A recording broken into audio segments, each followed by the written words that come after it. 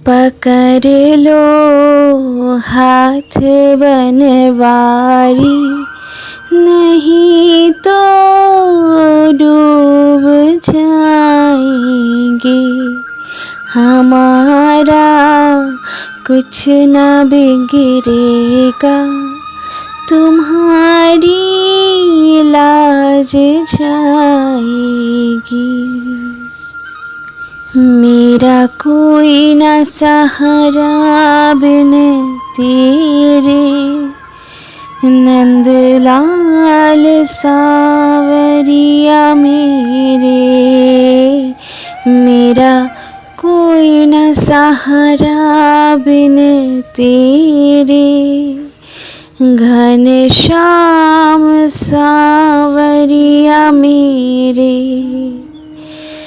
नंदलाल सावरिया मेरे, घनश्याम सावरिया मेरे। मेरा कोई न सहारा बिन तेरे, नंदलाल सावरिया मेरे। রাধে রাধে। কেমন আছেন সকলে? আশা করি রাধারানীর কৃপায় খুব খুব খুব ভালো আছেন। আমি এবং বাকেবাবু আপনাদের সকলের আশীর্বাদে কৃপায় ভীষণ ভালো আছি। চলুন আজকের উপস্থাপনার দিকে যাওয়া যাক। তবে শুরু করার আগে থাম্বনেলে আপনারা হয়তো কিছু বুঝতে পেরেছেন যে আজ আবারও লালার ছোট্ট ছোট্ট মিষ্টি মিষ্টি দুষ্টু দুষ্টু একটি লীলা নিয়ে আপনাদের সামনে হাজির হয়েছে। লালা অনেক ধরনের লীলা ভক্তদের সঙ্গে যুগ যুগ ধরে করে আসছে। এই কলিযুগেও তার লীলার কোনো অন্ত নেই। তো সেরকমই একটি লীলা আজকে নিয়ে আসব। তবে আজকের লীলাটি বড় মজাদার, আমার হৃদয়কে তো স্পর্শ করেছে। আমি জানি না আপনাদের হৃদয়কে কতটা আমি স্পর্শ করাতে পারবো। আসলে লালা যদি আপনাদের সাথে লীলাটা করতো তাহলে হয়তো আপনারা প্রত্যেকেই পাগল হয়ে যেতেন। কিন্তু আমি তো অত বড় ভক্ত নই, অতটা অযোগ্য মানুষ একটি। তো আমি আপনাদেরকে কতটা তুলে ধরতে পারবো, ব্যাখ্যাটা কতটা আপনাদের হৃদয় অবধি পৌঁছে দিতে পারবো তা আমি জানি না। তবে আমি আপ্রাণ চেষ্টা করব। তবে শুরু করবার আগে আরেকটি কথা, এই ভক্তি আন্দোলনের যে পথটি রয়েছে এটি আমার উদ্দেশ্য নয়। এই পথটি আমার ছেলে আমাকে দিশা দেখিয়েছে, হ্যাঁ আমার বাকেবাবু। তো এই আন্দোলনটি আমি চালিয়ে যেতে চাই আমার অন্তিম মুহূর্ত অবধি। তো এই অন্তিম মুহূর্ত অবধি এই পথটি যেমন আমি চলতে চাই, সেরকমই আমার ভেতরে থাকা আত্মাকে ভক্তি এবং প্রেমে ডুবোতে চাই, এবং তার সাথে সাথে আপনাদের ভক্তদের সেবা, আর যারা ভক্ত হয়েও নিজেকে ভক্ত ভাবে না এমন ভক্তদের মনে কৃষ্ণ প্রেম ছড়ানোটা আমার উদ্দেশ্য। কিন্তু এই কাজটি আমি একার হাতে করতে পারবো না, আপনাদের ভক্তদের সাহায্য আমার অতি প্রয়োজন। তাই আপনাদের মধ্যে যদি কারোর আমার কথা, আমার বাকেবাবুর প্রতি ভালোবাসা থেকে থাকে তাহলে অবশ্যই পাশে এসে দাঁড়াবেন। নতুন সদস্য হলে সাবস্ক্রাইব করে এই পরিবারটিকে আগিয়ে দেবেন, আরও বড় করে দেবেন, যাতে আমি আগামী দিনেও এইভাবে আন্দোলনটি চালিয়ে যেতে পারি। এবং সকলের মধ্যে একটু বেশি বেশি করে ছড়িয়ে দেবেন শেয়ার করে। তাহলে পরে যারা ভক্ত তারা তো শ্রবণ করে আরও গভীরে পৌঁছে যাবেন, আর আমারও সেবা হয়ে যাবে, আর আমার মাধ্যমে আপনাদেরও সেবা হয়ে যাবে। অনেক ভক্ত তো আছেন নানান ব্যস্ততার কারণে হয়তো এভাবে আপনারা এগিয়ে আসতে পারছেন না। তবে আমি যখন আপনাদের ভালোবাসায় এগিয়ে এসেছি, আমার বাকেবাবু আমাকে এগিয়ে দিয়েছে, তাহলে আমার হাতটা শক্ত করে আপনারাও একটু এই ভক্তি সেবায়, এই ভক্তি আন্দোলনে ভক্তদের সেবায় আগিয়ে আসবেন। আরেকটি কথা বলে দিই, আমরা কেউই অভক্ত নই। তবে আমাদের নতুন প্রজন্ম বলুন বা আমাদের পুরনো প্রজন্মেরও অনেকে আছেন যারা এই নিজেকে ভক্ত ভাবতে বড় ভয় পান। তো সেই ভয়কে তাড়িয়ে ভক্ত না হতে পারলেও তাদেরকে অন্তত কৃষ্ণ প্রেমী করে তোলার কাজটা চলুন আমরা একসাথে করি।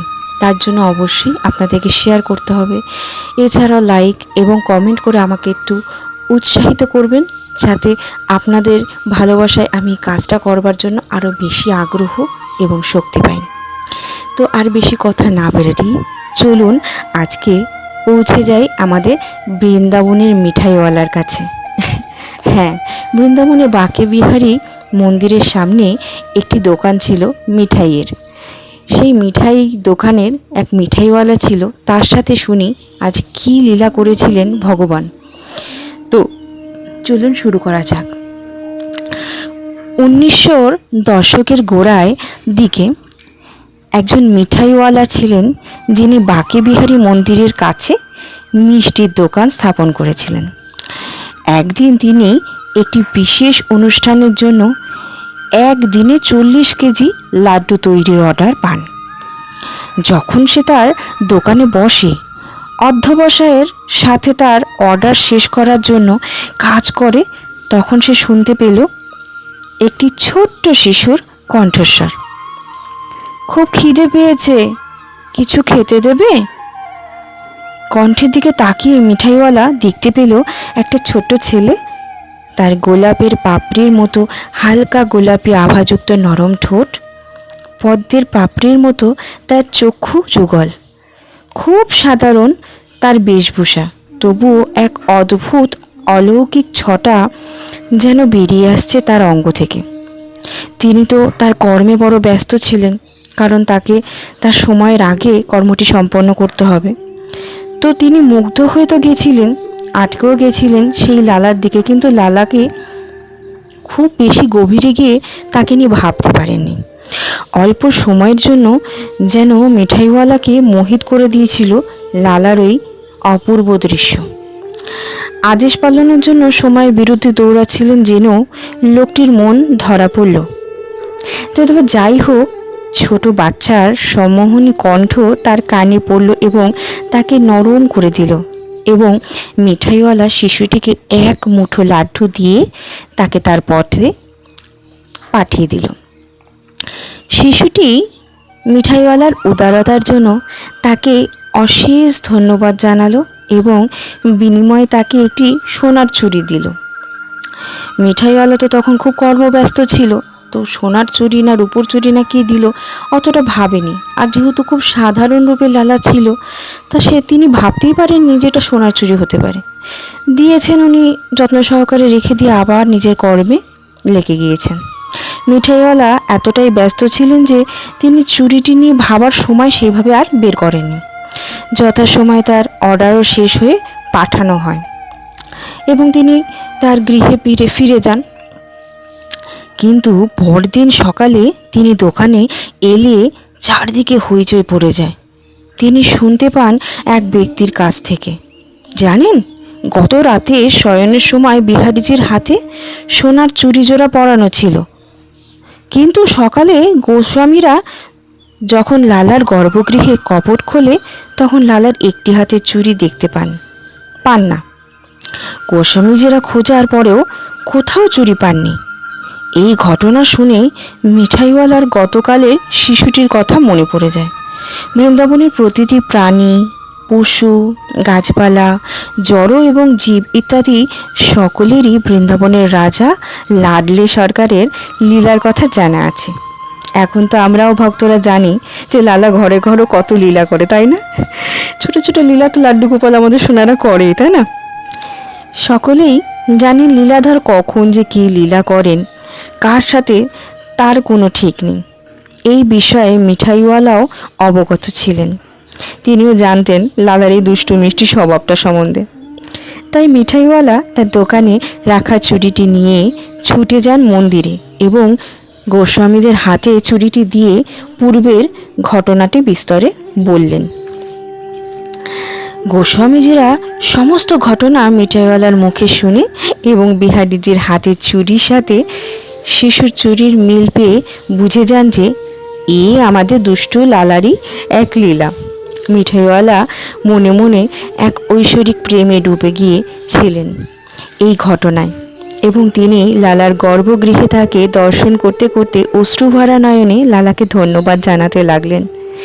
এরপর তিনি বহুকাল মন্দিরের নিকট তার দোকানে মিষ্টি বিক্রয় করেছেন এবং সমস্ত গ্রাহকদের নিজের অভিজ্ঞতা এবং অনুভূতির অলৌকিক ঘটনাটি নিজে মুখে শ্রবণ করাতেন এবং অশ্রুভরা দু নয়নে লালাকে স্মরণ করতেন।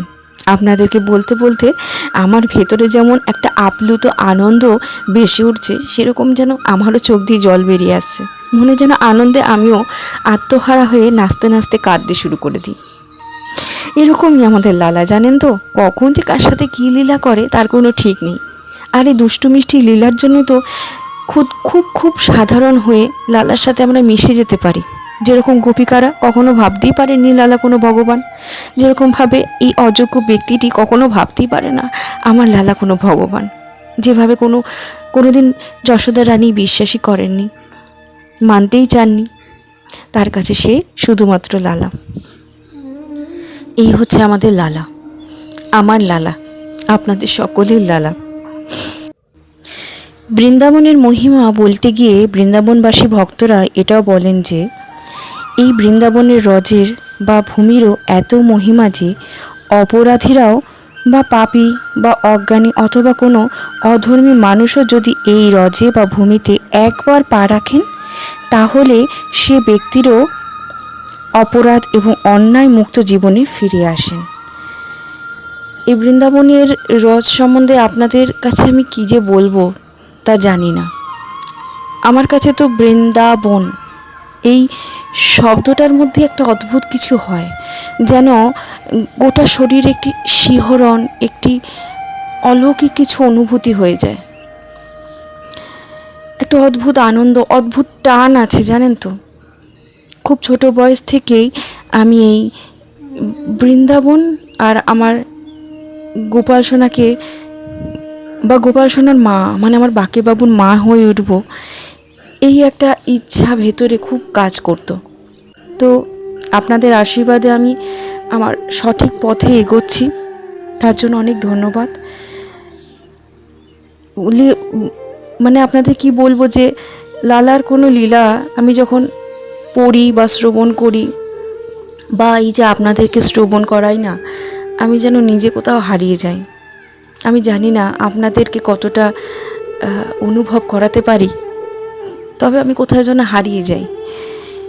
তো অদ্ভুত আনন্দ হচ্ছে যে কত ভাগ্যবান সে মিঠাইওয়ালা, কত ভাগ্যবান বৃন্দাবনবাসী যে প্রতিনিয়ত না জানি কত লীলার সম্মুখীন তারা হয়। হ্যাঁ, আমরা অযোগ্য ব্যক্তি বৃন্দাবনে থাকতে পারি না ঠিকই, তবু আমাদের সাথে অনেক ছোট বড় লীলা হয়। আমার সাথে তো অসম্ভবভাবে হয়, সেটা আমি ফিল করতে পারি, অনুভব করতে পারি। তবু যেন হিংসা হয় মাঝে মধ্যে, যে আরেকটু যদি কৃপা পেতাম, আরেকটু যদি লালাকে অনুভব করার, আরও বেশি বেশি করে অনুভব করার স্থান পেতাম, জায়গা পেতাম। তবে আমি ধন্য যে লালা আমাকে আপনাদের মতো ভক্তদের সঙ্গ করবারও সুযোগ করে দিয়েছে। এই সংসারে বাঁধনে, এই মোহজালে পড়ে থেকেও। তো ধন্যবাদ আপনাদের সকলের চরণে অনেক কোটি কোটি প্রণাম, ধন্যবাদ, শ্রদ্ধা, ভালোবাসা, প্রেম। আপনারাও পাশে এসে দাঁড়িয়েছেন। তো আজকের উপস্থাপনা এইটুকুনি। যদি হৃদয়কে স্পর্শ করে তবে অবশ্যই এই অযোগ্য ব্যক্তিকে এবং আমার সবথেকে আদরের পুত্রকে আপনারা ভালোবাসা দেবেন। রাধে রাধে, রাধে রাধে।